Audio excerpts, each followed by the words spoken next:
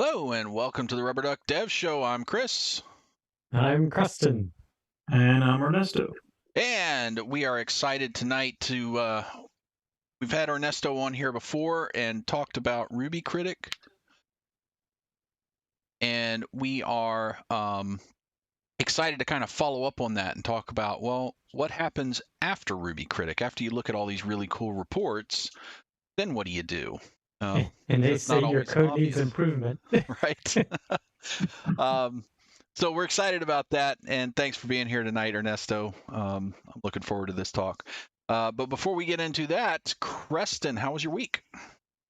Well, how was your Last couple of weeks, yeah, the super busy. I mean, I know you were talking about the code freeze that you're going into, but there's so much other consulting I've been doing with regard to database upgrades that need to be done and Rails work that I'm doing for others. So I've been super busy doing that. Nothing with regard to that, nothing too much to report, but I will say I did find something that was really cool. And I've heard about it before, but I actually started using it. This is a more personal thing, is something called Jellyfin.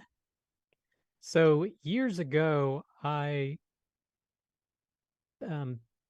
digitized my CDs into iTunes. So that lets you just play your CDs through iTunes.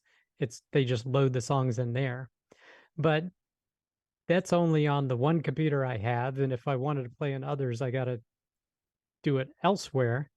But then this cool software called Jellyfin actually lets you stream from a central Linux server your music that you have there. So basically you install the server product on, it can be Windows machine, but I was using Linux. And it just finds your files, you list them in your media, and then they give you clients that you can use. You could use your phone, you can use your desktop, you can even use your TV, like Roku devices can find it and stream music to them. So I set that up. I was like, dang, I should have set this up a lot earlier. Oh, wow. Anyway, well, not really business related, but techie related. So what about you? Well, I had a really busy week. Well, I've got echo in my ear. I've accidentally left the monitor on. Okay, there we go. That's mo better. It's kind of hard to talk over yourself when you're echoing right in your own ear. That's a trick. Like you're in a stadium. Yeah, kind of. But yeah, it's been a little quiet actually because we just implemented our code freeze for the holidays, so we're not doing a lot of front end work. So we're doing a lot of kind of back end admin-y stuff now that we've got a little time to check on that. So we kind of finalized the new branch structure and workflow for all our GitHub repos to make sure everybody's tracking in line with that.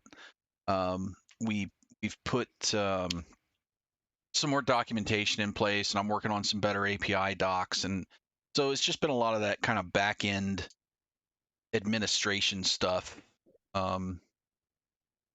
Trying to get things battened down for the holidays and make sure we don't have anything that's getting ready to go boom, so that we can all, have a nice time off and sleep good at night. So, pretty quiet actually. How about you, Ernesto? Yeah, well, you guys have been busy, it sounds. I've been keeping busy as well. I had a couple weeks where I was traveling. I was an event called Owner Camp, which is pretty cool. It's basically like agency owners getting together and talking shop, talking about like issues that we as, digital or software development shops we have day to day, and just sharing experiences and ideas. And that was pretty awesome. It's an event put up by the Bureau of Digital. If anybody knows of that group, it's really cool. It's all online, but then they also organize some in-person events. So had a great time, met a lot of interesting entrepreneurs and agency owners like me. And Then right after that, I went to Providence, Rhode Island for RubyConf Mini. I spoke about technical debt, and I had a talk called Here Be Dragons, the hidden gems of technical debt, Yeah. where I basically go through the dragons that live in your code base and talk about the complexity dragon and the shape-shifting dragon and the untested dragon. And I'm sure we're going to talk about that later in this Yeah. episode, but I think it went well. I think I talked a little bit about RubyCritic, Flog, Churn, all these Ruby gems that are super useful and can save you a bunch of time. And had some really good feedback. There was another talk on technical debt, and the good news is like they talked about similar topics, but it wasn't quite exactly the same. They had more of a walkthrough of a code base, and they were like shifting it into a place where it was easier to maintain and more sustainable. If anybody has seen Sandy Metz's talk, All the Little Things, it was inspired on that talk. So I thought that was a great idea. And yeah, finally made it back to Philadelphia, and I've been catching up with open source and Slack and emails and yeah, basically trying to see what's out there. It seems like we have sold a lot of tune reports lately. These are performance audits that we do for some of our clients. Good. A few months ago, we partnered with Nate Berkopek, who's kind of the Rails performance guy in the Rails world. And yeah, he's been helping us, come up with the best tune report our clients can get. And some of the tune reports are really useful because they're like just confirming that the application that the client is running is like very, well tuned. And some other reports are picking up on things that could be better optimized, or servers that are maybe over provisioned or under provisioned, and we help them figure out like what's the best configuration for their current user load. So we actually are all sold out of the tune report until January 1st. But if anybody's interested in improving their performance, we are booking tune reports for January. So that's what's been keeping me busy. Cool. Awesome. So yeah, that's interesting. Nate Berkopek. One of the topics that we wanted to talk about, hopefully this month, but we'll see, is Nate talked about, he wrote something on when to use background jobs and when not to, like Sidekick and stuff, and that I wanted to see about reaching out to him and talking to him about that, because that's something of interest to me actually at the moment in where I'm working. We're struggling with, I think, too many background jobs, some of which are probably not necessary, but interesting topic. Anyway, so let's talk about, so you brought up kind of a good segue into this. When we talked last time, we were looking specifically at RubyCritic and the tools you use to kind of analyze where your technical debt is. For the benefit of anybody who's watching the show that's kind of a newer programmer, define for us technical debt. What you think about when you think technical debt. Oh, well, yeah, let's start with an easy one, right? Yeah. What is technical debt? Well, when I look at a code base and I basically inherit a code base, I usually look at a few things. And I think the main thing about technical debt for me is like if the code base is super complicated, if it's constantly changing, and if there are no tests, or the test suite is flaky or doesn't cover much of the code base, then I usually tend to think that there is technical debt there. Because if I want to go in and change it and basically start adding value to the project, and there's high technical debt, I'm going to have a really hard time getting my first changes in. I might change something and then that will break something else. And there's like a lot of coupling between objects, and there's not a lot of a cohesion, and there are like a lot of files that are doing multiple things and have multiple responsibilities. And so it's hard for me to find like one common definition of technical debt, Sure. but it's a combination of all those things that I talked about. And as I was preparing the talk for RubyConf Mini, it came to me that technical debt is such a relative term. So what your team might think it's technical debt, I might think like, oh, that's okay. I'm okay with those code smells being there. I'm okay with that complexity in that file that's not changing much. But that's one of the things that I think it's important to think like technical debt, it's a definition that you have with your team in your application. And sometimes it's one thing and sometimes it's another thing. But yeah, it's hard to define it. And that's Yeah. why I think RubyCritic and Skunk are useful, because they come with their default configuration and you can run them. And if you don't tweak the default configuration, you're just going to get like crowdsourced interpretation of technical debt Right. about the code that you're analyzing.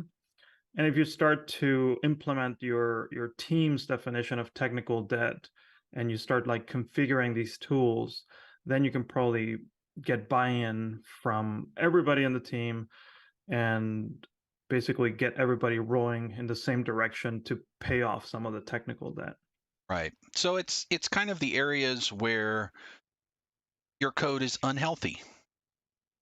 What causes it to be unhealthy may be different from team to team, but it's kind of a look at, okay, we've got something that's a little bit sick here, and this is where we're wanting to put some effort into making it better. And the big symptom I find of technical debt is the difficulty of maintenance and troubleshooting after the fact, and adding improvements, new features get more difficult.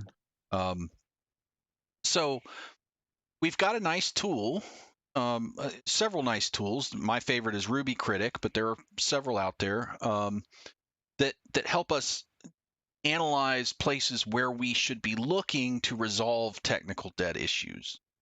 But now, once we've run RubyCritic and we're starting to look at these things, how do we start developing a plan to deal with technical debt? What do we do? Because that's an overwhelming thing in an old monolithic application. That's a lot of stuff to deal with. How do you start tackling that?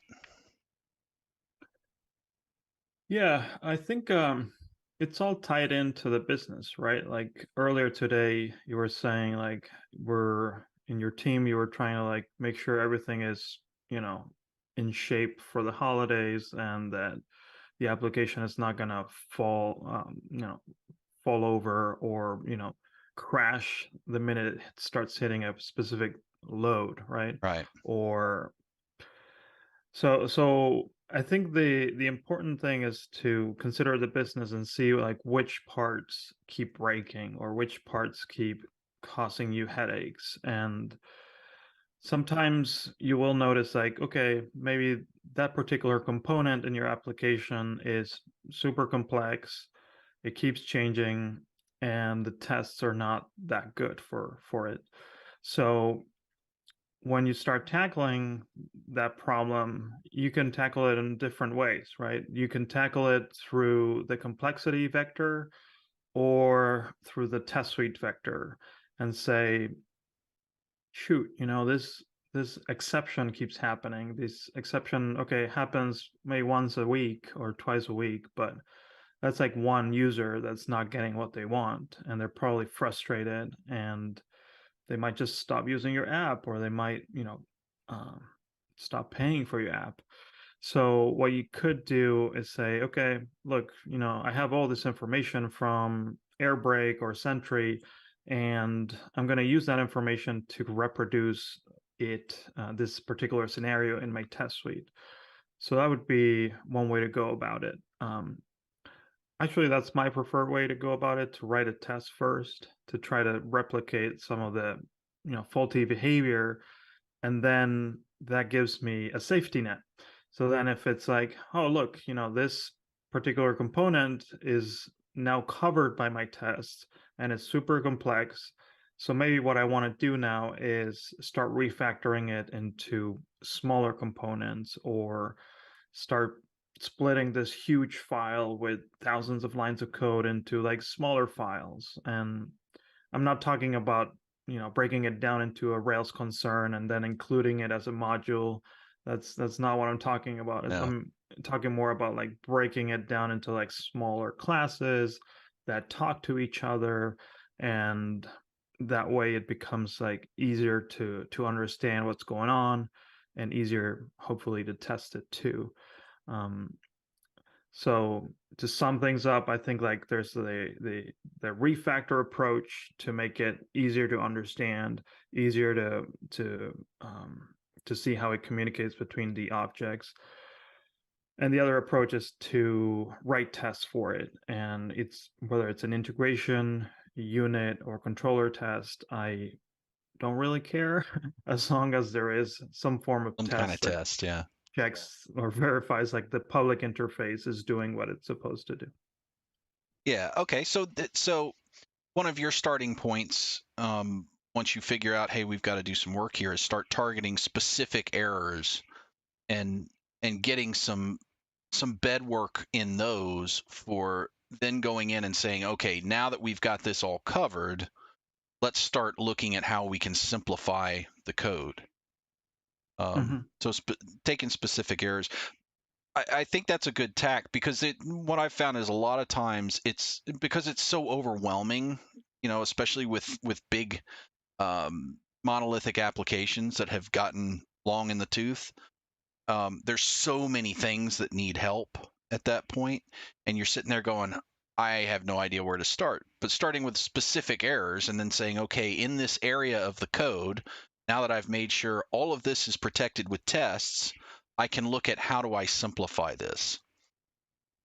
So I think that's a good way to start out and kind of break this down into chunks. Yeah, I mean, I think this, drive to refactor or to pay off technical debt usually comes from a headache that you have, a fire that you were putting out. Um, you were maybe working on a change and you shipped that change, and the change worked fine for your particular scenario, but then you actually broke something else. Then you found out like, oh shoot, like my changes did the thing that they told me to do, but then it had a side effect and it broke something else that I didn't know that this affected. So when all these like side effects come up and you get pinged and you have to like revert a change that you made just because it's causing problems, then there might not even be an exception. That's like, ideally you have an exception in your error tracking service, but if there isn't, and then there's like a user reporting like some weird behavior, then that's a headache that it's on your plate and you have to tackle. And you might add an if, you might add a test, you might fix it just like that very quickly. But then when you have time after the fire is put out, you can go back and see like, okay, why did this happen? Like, is there a way to rearrange the code so it's not so this doesn't happen to the next person after me? Right.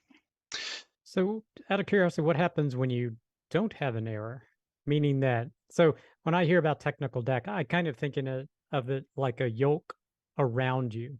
So like going into financial debt, that's a burden upon you and you have to work your way out of it to be able to start saving money again. Well, I kind of think of technical debt the same way. It's something burdening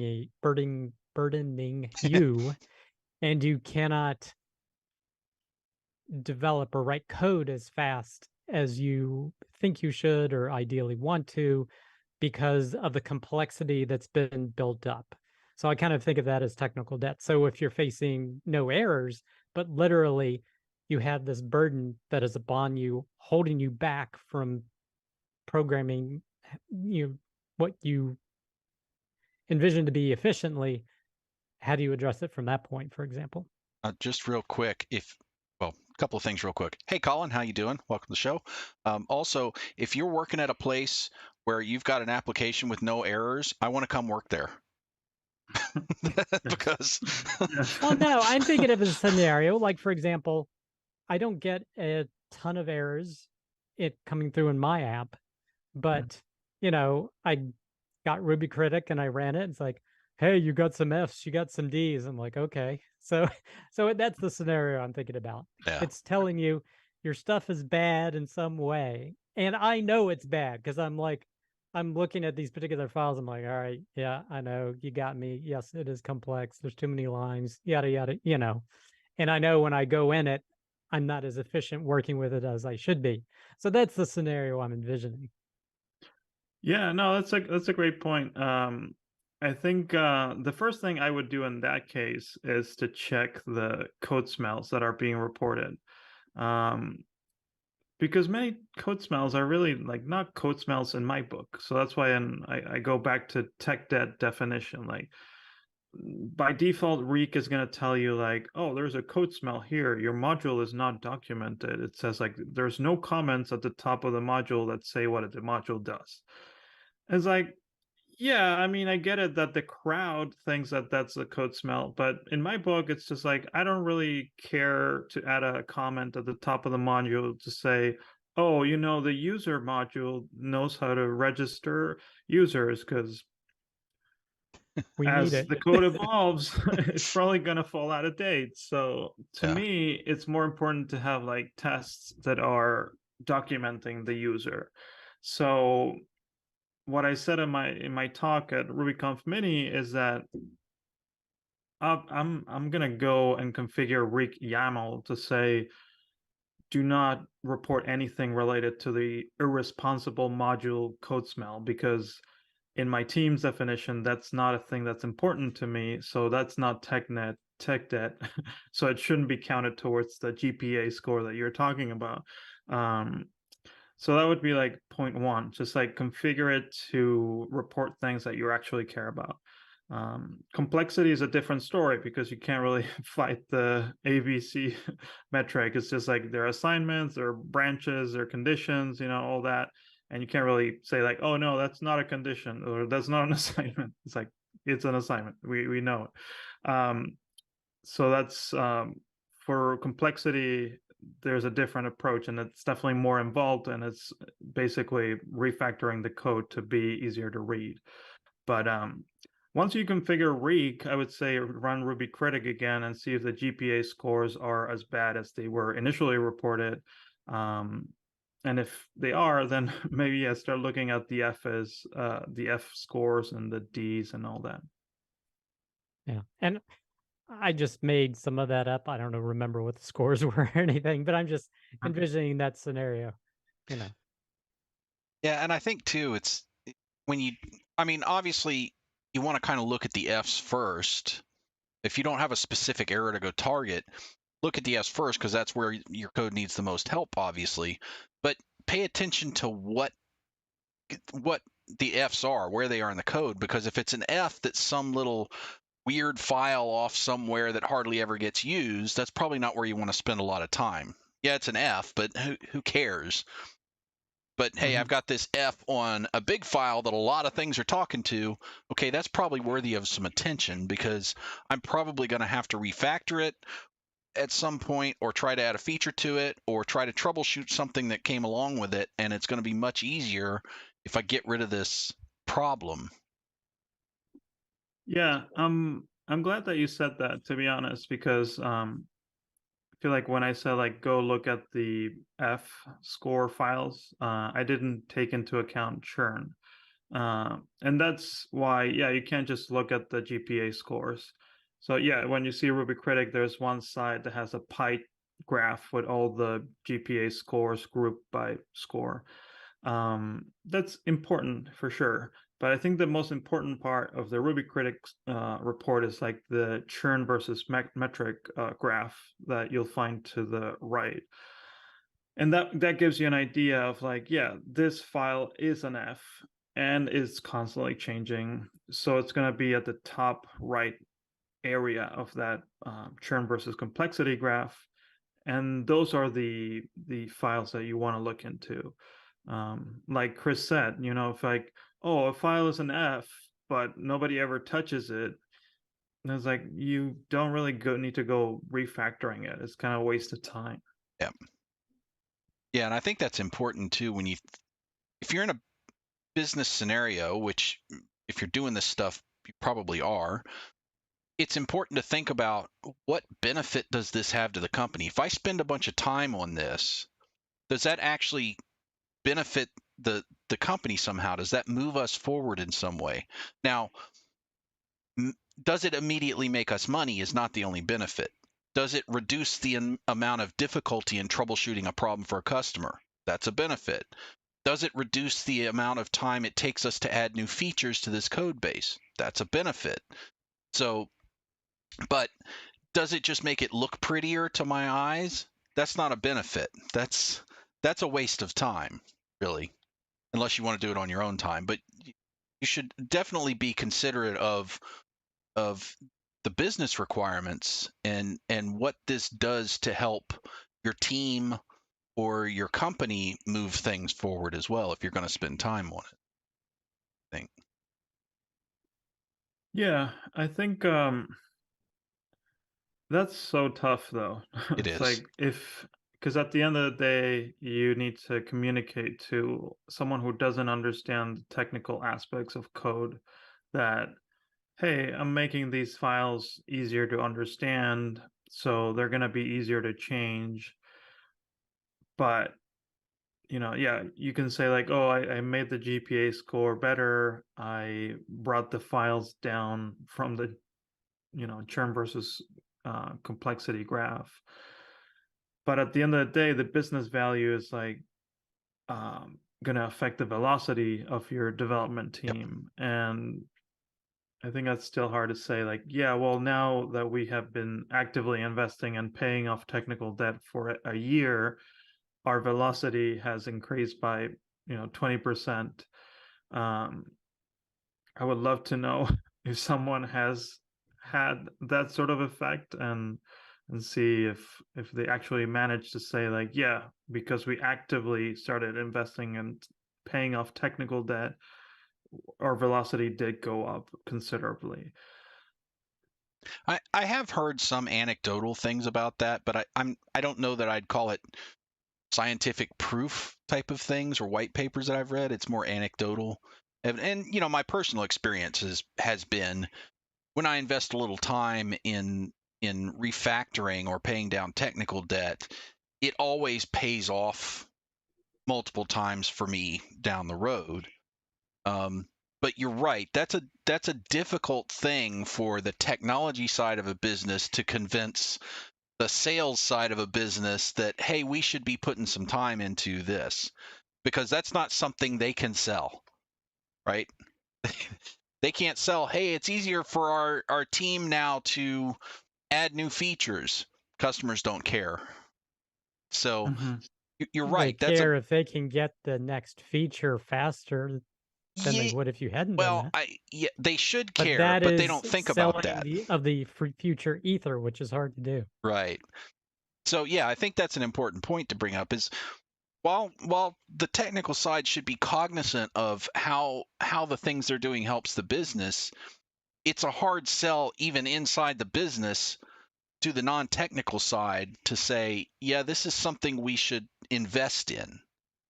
And I think that conversation kind of usually needs to happen at like the PM level, because that's really the interface between the two sides of the business there.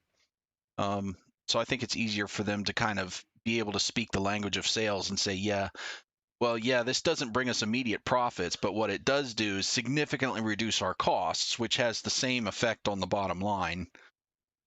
And it allows us to bring your customers more features faster.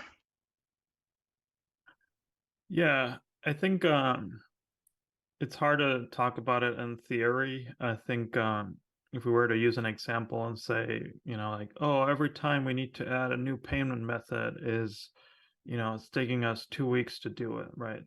And then you go out and you refactor that code to be easier to adapt and to add another payment method. And then it's like, oh, well, actually, instead of 2 weeks now, it takes us just 1 week to do it, because I refactor it and it's now easier to do.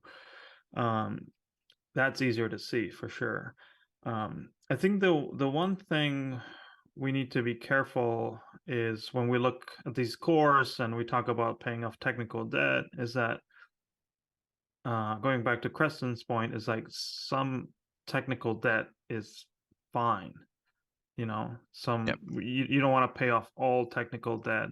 I think that's a terrible idea to say like, oh, we paid off all technical debt, or we reached 100% code coverage of our code base.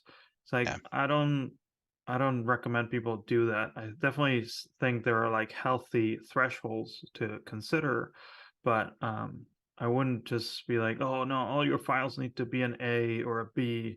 I think that's a terrible way to go about it, because it kind of forces some anti-patterns. Sandy Metz has like a really good example in one of her talks or one of her articles where it's like, just because Rake is reporting like you have 3 different code smells in this file, it looks like you have duplication, you need to get rid of those code smells. It's like, you probably don't want to get rid of those code smells because some code duplication is fine, so there's no like mathematical rule about some of those code smells. She says like, coming up with the wrong abstraction can be even worse than having some duplication in your code base. So you need to be careful about that, about the absolutes, and about like striving for perfection. And I know us as engineers, we all want to have an A plus in our grades. It seems. Yeah. We want to be careful about that. Yeah, seeing those low scores on the RubyCritic, it hurts, but it's not always worthwhile to deal with it.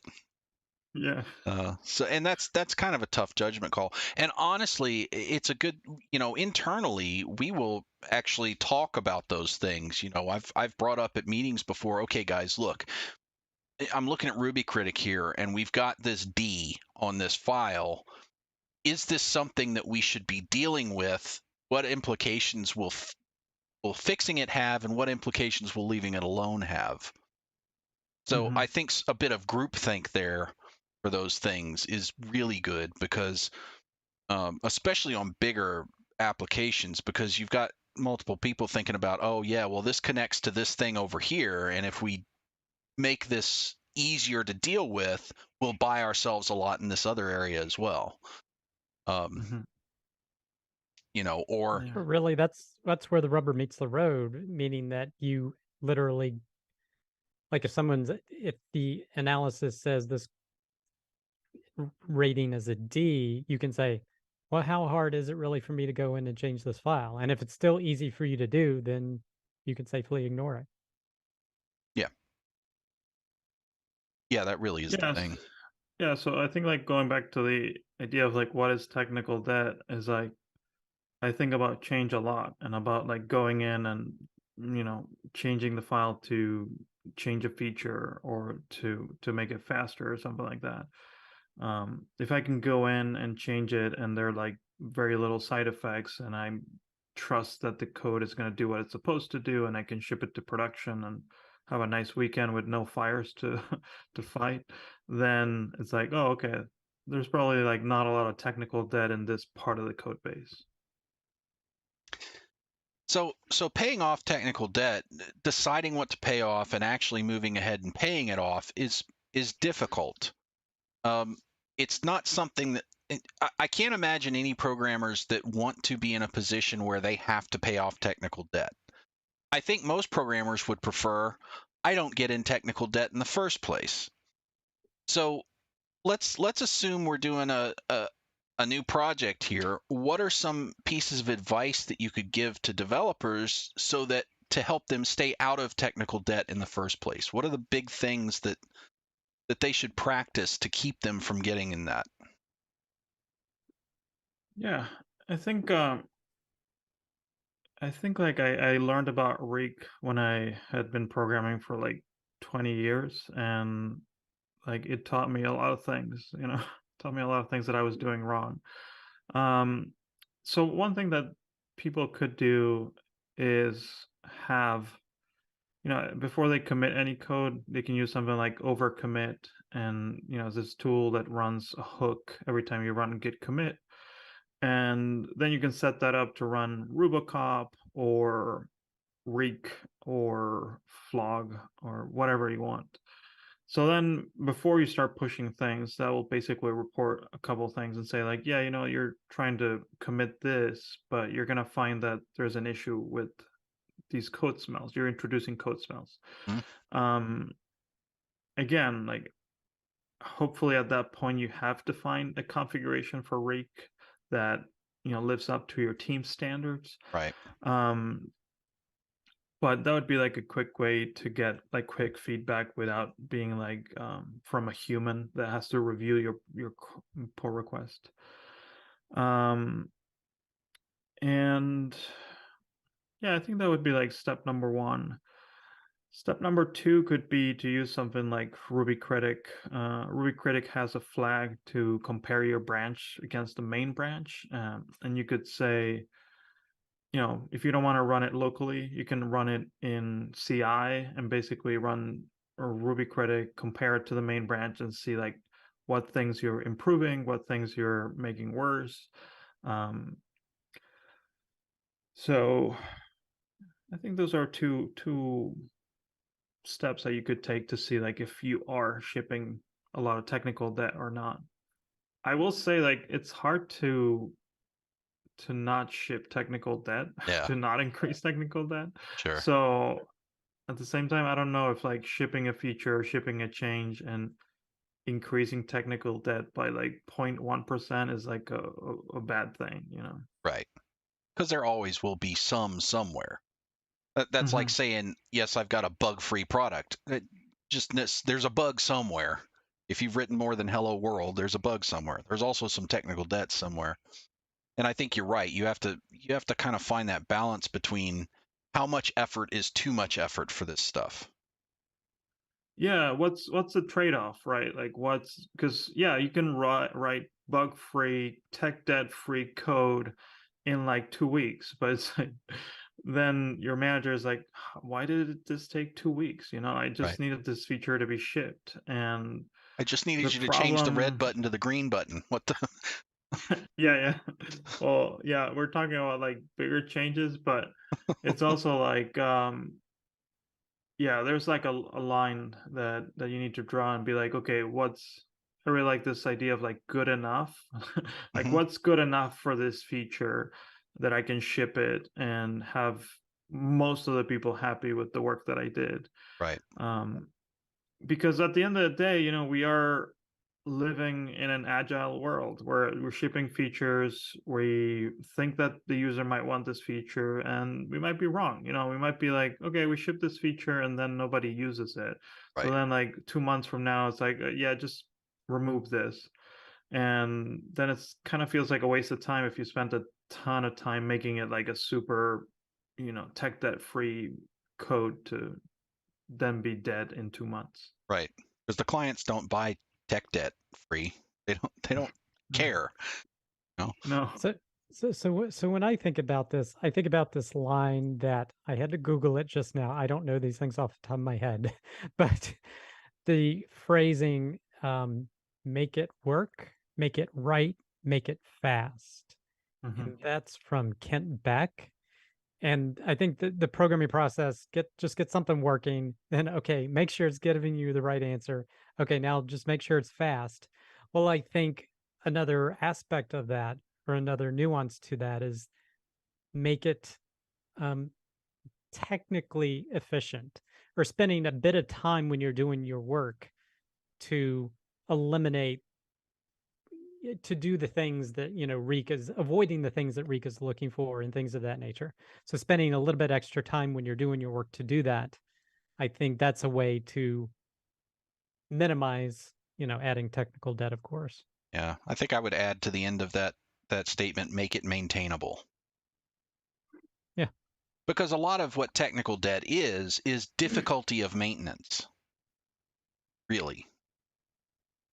Yeah, I like the idea of your code, evolving, and yeah, like Preston said, it's like you get asked to build a feature, and you go in and you're like, well, I'm just gonna debug this code to play around and make it do what I want it to do, or I'll just make it, like you said, like ugly but works. So that's usually what I do. It's like, okay, let's do it like in a way that just works. And then it's like, oh, okay, well, this looks really terrible. Like, I don't really understand, and probably nobody else will understand what I did here. So then it's like, okay, how can I make it easier to understand for other people, right? So that's when I think Rake might come in handy. It's like, yeah, you made it work, and then make it right.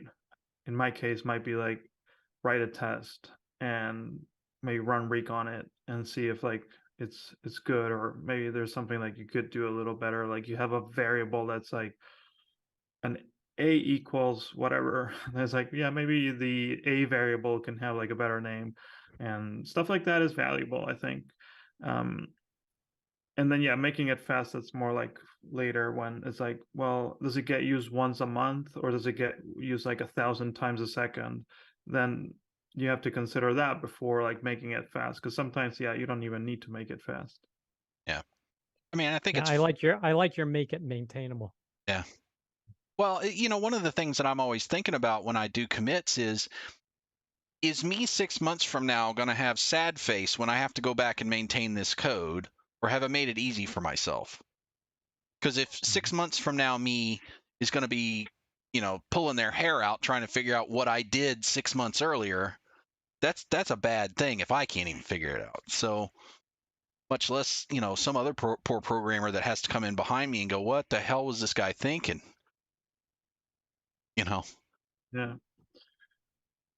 Yeah, and I haven't really used the RubyCritic compare feature that much, but that could be interesting. I assume it just works like the same way that the code climate compare feature works. So it tells you whether you're decreasing the GPA score of a file or not. Yeah. Yeah, I haven't actually used it much. We actually have RubyCritic and SimpleCov and a number of other analytics things that run on our CI runs every time we do a PR. That's something I put in place earlier this year because I was concerned that we were actually regressing our code quality. And code health is not something that I don't see it commonly thought about in a lot of shops. But it's incredibly important to keep your code healthy if you want it to be long-lived. Because presumably you're going to want to add features to it. You're going to want to fix bugs that pop up. You're going to want to, make it faster, make it better, make it available to more people. And if your code is unhealthy, that becomes very expensive to do any of those things. But in the moment, it's not something that you're thinking about a lot of times because you're like, oh, I've got the hammer and duct tape out and I've got to get this feature released because, somebody made promises to somebody and it's a whole thing and now we've got to get it done. But you're going to pay for that at some point. Yeah, and I think that's the thing that I want to reiterate on. It's like, it's great that you added those tools to your workflow, because then it's like it reduces the amount of friction in every code review. Instead of having like I used to work on a client that had a guy that was basically RuboCop. It would basically comment on everything just like RuboCop would. And it sucks, to have like a human commenting on every single thing that, could be better or should be better. And sometimes it's about like code style, and it's like Yeah. for code styles, yeah, just add Rubocop or standard, whatever. Just get buy-in from your team, implement it, add it to your pipeline, to your workflow, and that's it. If it fails linting, it's like very easy to be like, hey, can you check the lint job? It failed. So just try to make it green. But yeah, I think it's about communication. So if you add it RubyCritic, then it means like you start to get visibility into that. Right. And I don't know if you did you take the step to actually look at like the default configuration of like Reek to say like, oh, these are like the code smells that we care about. These are okay. We're gonna skip these, but We that would haven't. be like something else, Yeah, we need right? to do that. We did do that with Rubocop. Had a team meeting and say, okay, here's the rules we want from Rubocop. We need to do the same thing with Reek. Oh, good. Yeah, yeah. Yeah, because at the end of the day, it's all about communication, right? Like we care about technical debt because we want the code that we write to communicate the right thing to the next developer, Yeah. to communicate that what needs to be changed if you're going to be evolving the feature that I wrote. Um, when it comes to tech debt, it's kind of the same thing. I want us to like codify what tech debt means to us, so we don't have this conversation over and over again. It's like we agreed that this code smell is bothering us or is an issue, so we don't need to have like the argument again. It's like, hey, we got everybody on the same call. We agreed that this is a code smell. Why are you ignoring it? Why are you adding it to like the rig to do file? Right. Like, no, just don't introduce it. Don't do it because we care about it. So I think it is a lot about tech debt is also a lot about people. It's also about process. It's also about team. It's about getting buy-in. So when it comes to code, I think it's useful to have the tools so that you don't have like to have the manual labor to do the reviews and stuff. But I think it's more about like having the right workflow with the right configuration and everybody to buy in into the configuration that you defined. Yeah. And I think another important point for teams, especially, reducing tech debt also reduces the necessity for internal documentation. If your code is simple to understand, you don't have to document as much stuff for other programmers or new people that come in. So that's one of the code health things, or one of the signs that your code is having some health issues is I have to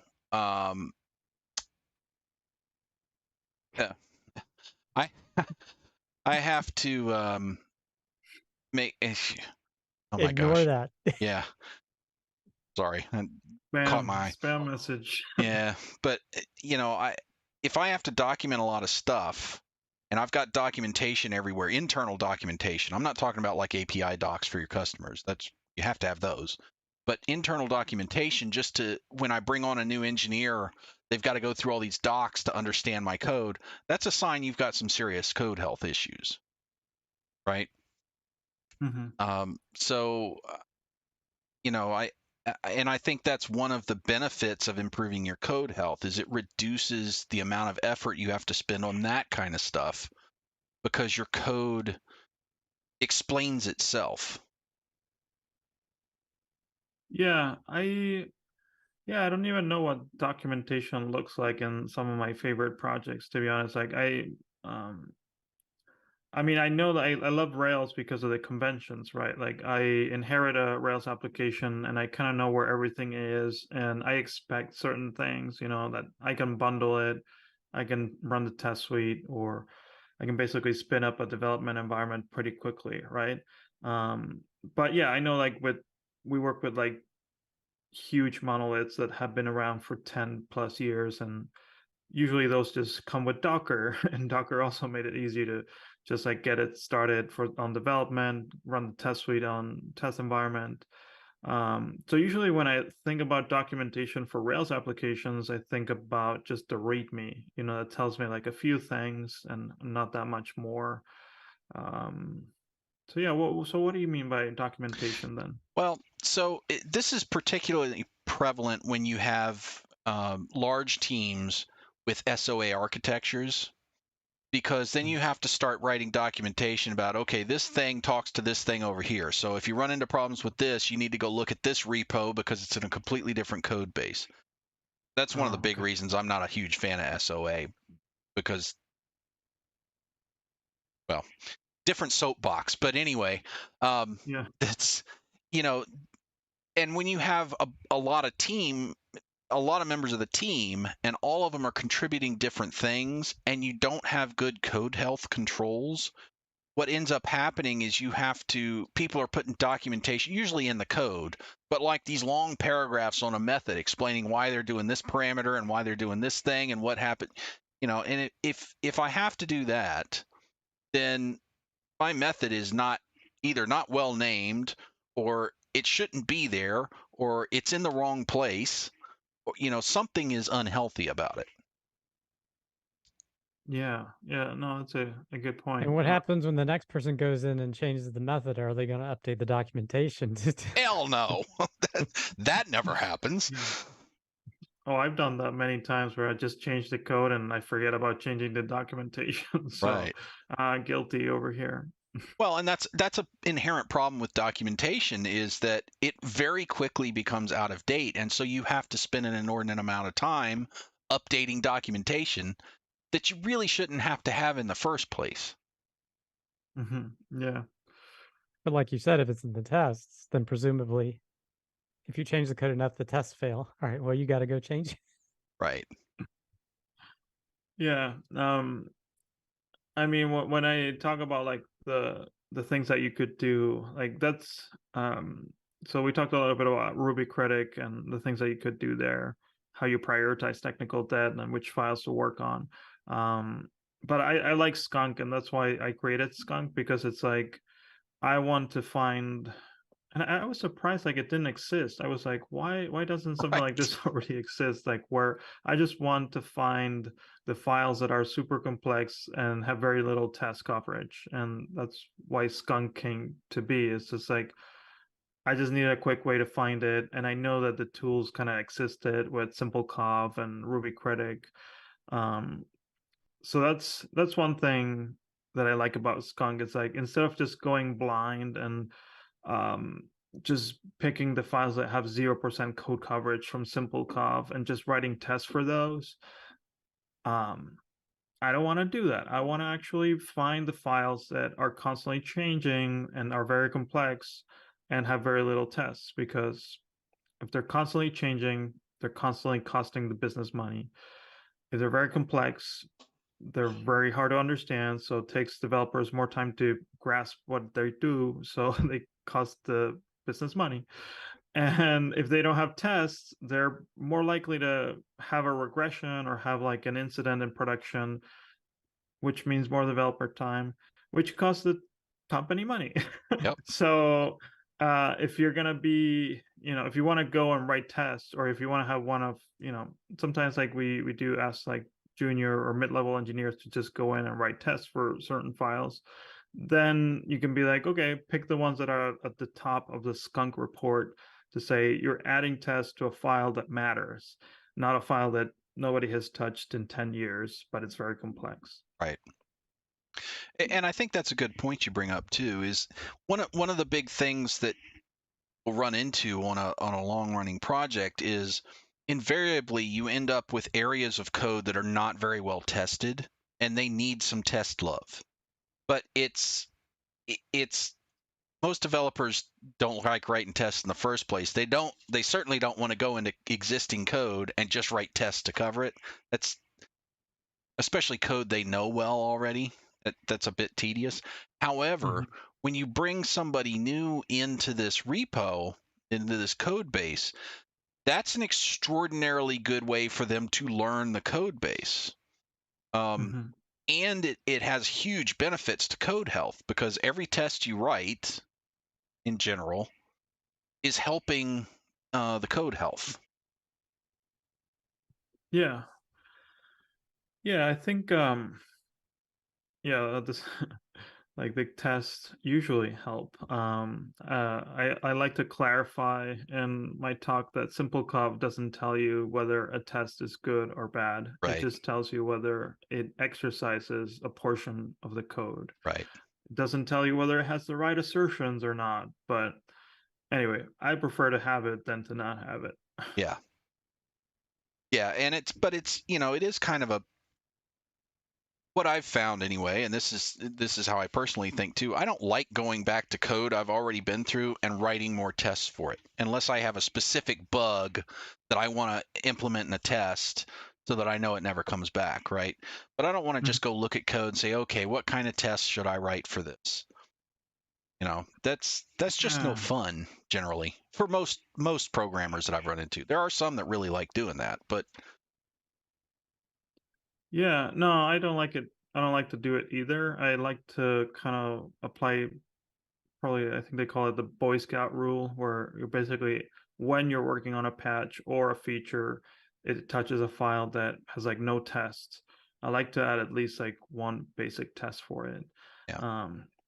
And I think there's like a nice way to codify this idea into your CI, where I think if you run your test suite coverage enabled, you can probably set like a threshold for the files. So if you're touching a file that has like a 0% code coverage and you're trying to ship a change or a patch, I think you can make simplecov complain and be like, hey, this has 0% code coverage. Maybe you want to at least like 1% or 0.1%. Just make it non-zero, Right. I think that could be like a nice practice to add to your tool belt. Yeah, that's probably a good idea. I didn't realize that simplecov could do that. Like, can it look at differences in, okay, this file is different, so I only care about failing on that file if it's 0% or some threshold that you set, I'm assuming? I mean, if it doesn't exist, I'll go and do it. But I think it exists. And if it doesn't exist in simplecov, I think it exists in one of these services that do like code coverage as a service, like CodeCov and Coveralls. Actually, I just learned that CodeCov got acquired by Sentry. It seems. Oh, did I it? got an email earlier today. Yeah. But I think these tools, these services out there help you by complaining about that. They usually complain like, oh, you're lowering code coverage for a file. But I wonder if there's like a way to set up a threshold to say like, if you're changing a file and it has 0% code coverage, you need to do something about it. Yeah. Do a fail in the CI run or something and squawk. That would be extraordinarily useful. I'll have to look into that, see if we can add that to our flow, because that actually would be a good way to start getting missing tests to be implemented a little at a time, because nobody wants to go and do, okay, let's spend 3 weeks just writing tests. But hey, if I'm in there, I could add a test or two. Yeah. I kind of go old school with that. And if I need to modify a feature, a lot of times what I do is I run the tests around that feature, or I look at that file and see what the code coverage, or I run the test and see what the code coverage of that file is. And then I can see, basically, like you said, from your presentation, where the dragons are. It's like, okay, what has not been tested? And the code that I'm going to change, I got to be careful here. Yeah. And maybe I need to write, the first thing I need to do is, like you were saying, Ernesto, earlier, it's like, I need to write some tests around this thing I'm going to change, because like, I don't want to break stuff. Yeah, for sure. And I tend to prefer either controller specs or integration specs when I don't know anything about that feature. Another tool that's useful, I think I might have mentioned this in like the previous episode, is Coverband. It's basically like simplecov, but it runs in production. So instead of using your test suite as the source of truth for showing coverage or hits, it will tell you you can run it in production for like a week. and basically it will tell you like what portions of your code are not getting executed. So it's kind of like the most real way to find dead code in Ruby. And I know there are other static code analysis tools that will help with that, but I like the idea of Coverband because it takes kind of like real production usage to tell you this method is never called, so it's probably dead. Yeah. Yeah, that's a good way to strip out old dead stuff. We just went through an exercise with that, stripping out some old dead endpoints and controller APIs because we just had, stuff that had been sitting around and hadn't been touched in 10 years. Sitting there thinking, God, this is just making everything 10 times harder just having this code here. So why aren't we getting rid of this stuff? Yeah. Developers seem to have this inherent lack of desire to ever delete code. it's Yes. Yeah, not the sure why, but classic, commenting these part of the code because it might be useful later. yeah. But one of the questions, and I had looked into adding Coverband to our stuff before, but we have one of the things that I couldn't really figure out, and maybe your experience can give me an answer here, is does Coverband have much of a performance impact on your production environment? Yeah, I mean, I don't know what it is, but I know it's like not zero. But Sure. I don't know if it's that bad though, but Okay. something, to add to my homework list. Yeah, because that was something I really wanted to do because after we went through this exercise and it was kind of really, we were manually looking through logs. Has this been used in this long? I really wanted Coverband, but I have to be very careful about performance on our production environments. So I've been trying to find ways to figure out what kind of performance impacts that has before I do it. But yeah, so if anybody out there knows or has any data on the performance impacts of Coverband, I would really like to know. That would be useful information. So, chat, Yeah. that's your assignment for this week. Yeah, I see that. I mean, at least in the documentation, it says one of the key features, number one, is low performance overhead. So, With no further details. Right. Yeah. and it What seems would to be use interesting? What I'm thinking about is I wonder if you could do it. I don't even know how this works. I was actually looking at it right now, but I wondered if you could put it behind some sort of a feature flag, and just enable it Ah. conditionally, and then that way you could turn it off if it runs into issues. See, that's just smart. I Yeah. don't I know if mean, it is amenable to that, but oh, I'm sure you could, because there's got to be somewhere that you load. I haven't looked into how to actually set it up, but there's got to be somewhere that it actually gets loaded. You or this just could be also one of the benefits of an SO8 architecture. You could choose one area to impact and install it in one service and see how it works. well, this is true too. But yeah, I mean, we've got, and I'm, most significant apps have a feature flag system of some sort, whether it's customer facing or not. They have ways to turn on and off things. And that's actually a pretty good idea. I may float that. Oh, actually, we're a little bit over time. Oh my goodness, having too much fun again. All right, so Ernesto, thank you so much for coming and joining us and hanging out and chatting. Yeah, thank you. That was really informative. I enjoyed that. Once again. Yeah. It was fun. Thanks for having me again. Yeah, absolutely. Chat, thanks for hanging out. We hope you guys enjoyed that. If you did, please make sure like, subscribe, follow, mash all the buttons, and ding all the bells. Follow us also on Twitter at Ducky Dev Show, so that you can find out what things are coming up and have conversations with us about what things we've talked about. If you have any ideas or topics you'd like us to discuss on the show, please do drop them in the comments or message us on Twitter or email us duckydevshow@gmail.com. Sorry, rubberduckdevshow@gmail.com. It's duckydevshow on Twitter. Hey, Matthias, thanks for joining. All the way from Argentina, too. Very awesome. All right, go Argentina. Yeah. You guys are doing good. Yeah, today's a good day to be Argentine. Yep. World Cup, you know.